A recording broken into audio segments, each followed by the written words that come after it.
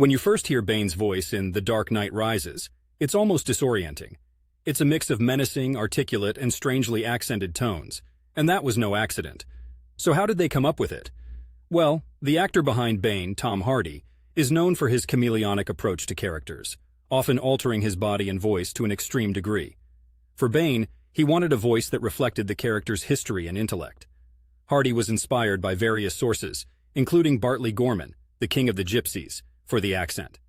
Gorman was an Irish traveler and a bare-knuckle boxer whose robust and eloquent voice was, despite his rough-and-tumble lifestyle, unexpectedly cultured. Hardy aimed to embody both the savage physical presence of Bane alongside this articulate, almost regal manner of speech. But there's also the mask. The design of Bane's mask presented practical challenges and affected the sound of the voice. It obscured Hardy's face almost completely, forcing him to act with his eyes and voice alone. The voice had to be particularly distinctive to carry the character's menace and personality without the help of facial expressions. The process they used in The Dark Knight Rises involved a mix of sound design trickery and analog creativity.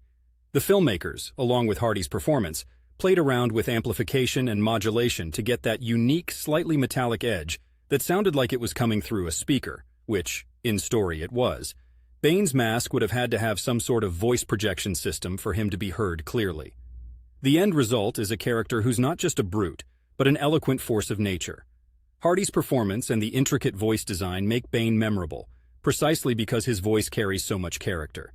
Just like with the Oregon coast, you might say, there's a stark difference between hearing the ocean's roar and the quiet underneath it. A complexity that, despite all the noise, tells its own story. And that's what they accomplished with Bane's voice, a threatening lullaby over the chaos of Gotham. Living in Portland, Oregon, with its own mix of cultures and history, I appreciate the layers that go into making a city's voice, much like crafting Bane's in the film. It's that fusion of different influences, the history that breathes life into character and place alike.